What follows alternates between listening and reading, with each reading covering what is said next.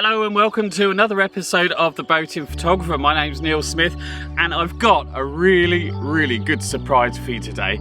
So come on with me. Ready? Are you ready? Come on, let's go. Let's go.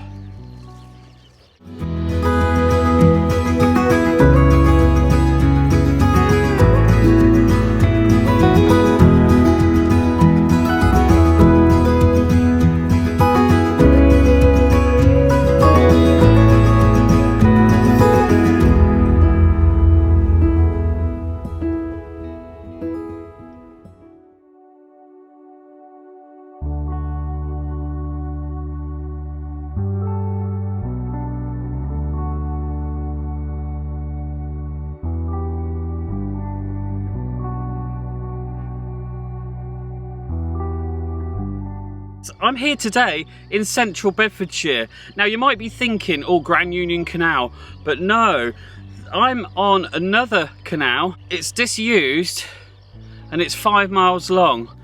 I have found myself just outside Shefford in Bedfordshire, which is part of the home counties.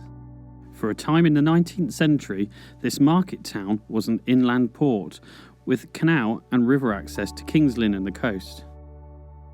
It's its old navigation I'm here to explore.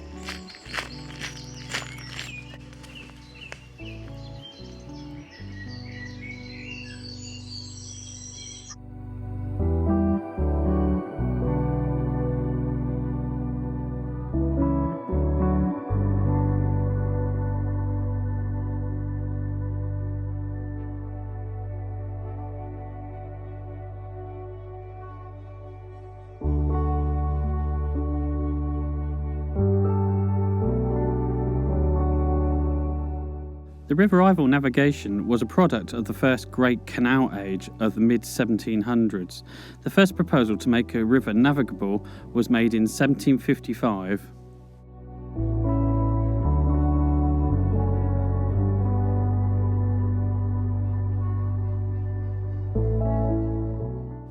It wasn't until 1821 when a controversial extension from Biggleswade to Shefford was built on the tributary of the Ivel. This was finished in 1823 at a considerable cost and added 5 new locks over 5 miles.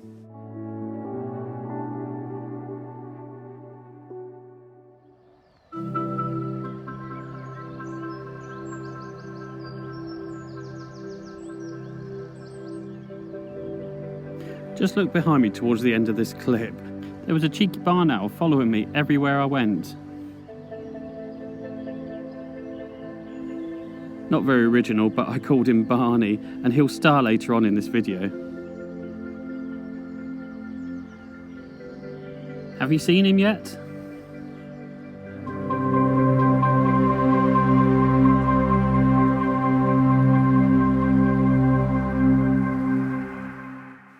The navigation actually proved profitable. It helped control the flooding, and the eels graced many local tables and became extremely popular as a regional dish.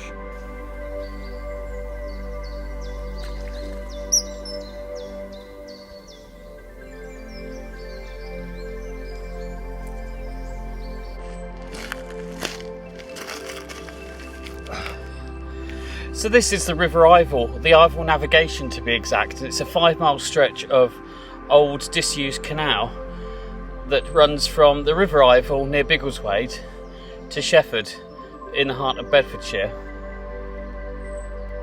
So it's quite a hidden gem and not many people know about it. But it's fantastic. I've already seen barn owls, I've seen kingfishers, hares. Really is a hidden treasure. Beautiful.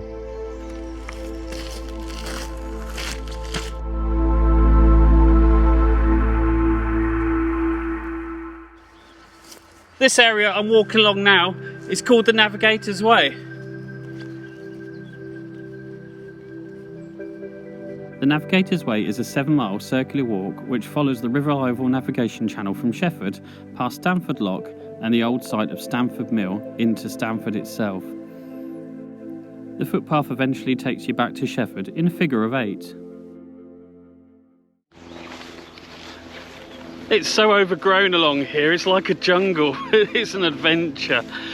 Towing a barge along this stretch of canal would have been actually quite a task, because for the 5 miles from Shefford, from the Shefford Wharf over to Biggleswade, there was 5 locks to go through.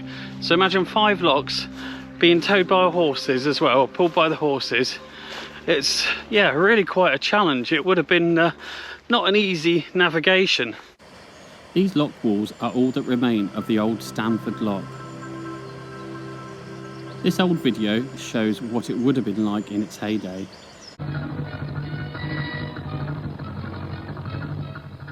Continuous passage is made possible by the locks, which transfer the vessels from one level of water to another.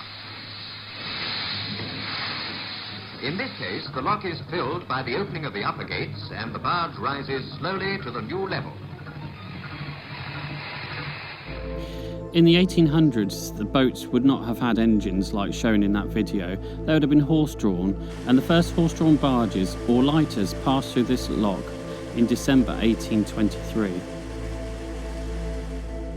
Stamford Mill, which stood on the western side of the remaining mill pond, was the last of 6 mills on the River Fleet. The mill burnt down in the late 1920s.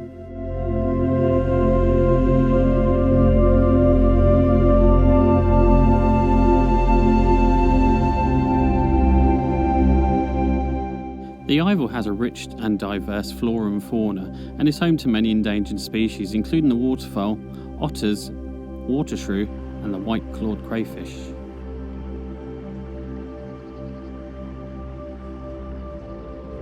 What I find hard to believe is that actually I'm walking along what would have been a towpath, and in the 1800s there would have been horses pulling the barges. And it's quite amazing now because it's all overgrown, and I've got a farmer's field on one side and I've got the old navigation on the other side. But it's absolutely amazing just to think back what this would have looked like, what this landscape would have looked like back in the 1800s when this was a working canal. I find it absolutely mind-boggling. It's brilliant. The barges or lighters were drawn by horses all the way along the navigation, and the lighters returned to King's Lynn with flour, grain and vegetables. Where watermills obstructed the passage of the lighters, channels and bridges were built to aid their navigation.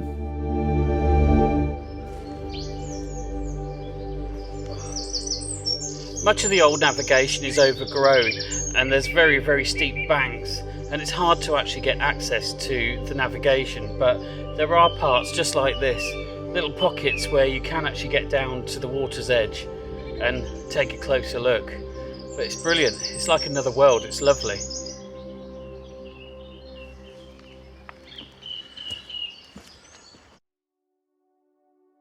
There he is. Barney the barn owl was following me around again, and I managed to get a closer look when he was showing off his feathers.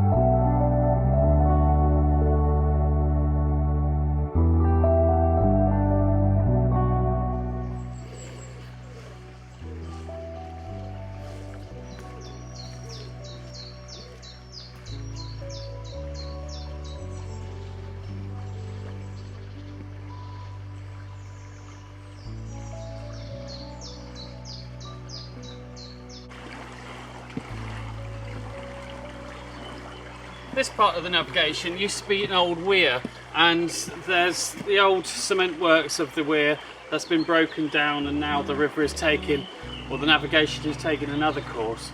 But there's old bits of woodwork and beams that you can see from the canal days. It's quite an interesting sight. I think the locals use this as a little bit of a beach or a hangout area.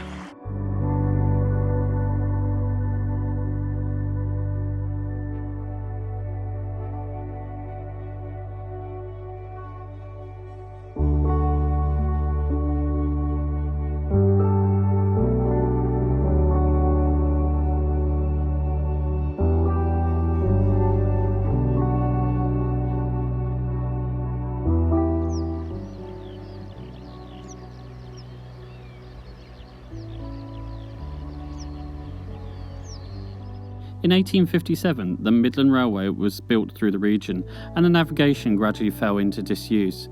By 1870, trade on the canal ceased, and the locks were soon sold to local mills to pay off company debts. Nature eventually took hold, and all that's now seen are the relics of a bygone era.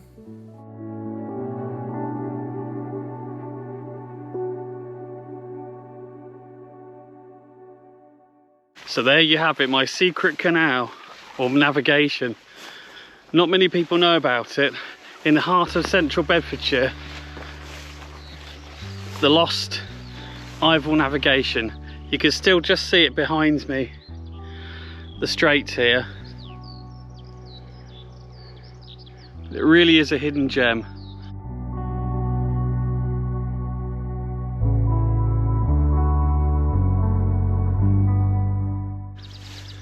Nobody about, apart from the wildlife.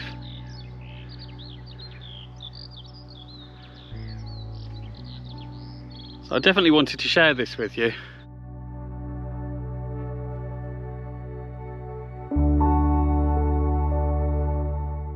I think I've walked as far as I can along the Ivor navigation. I hope you've enjoyed this adventure with me, and boy, it has been an adventure, traipsing through all this undergrowth. I don't think this path has been used for years, but if you've enjoyed this episode, please, if you haven't already done so, support my channel by liking and subscribing, and don't forget to put those comments down below as well. And until next time, please stay safe, take care of yourselves, and I'll see you again in the next one.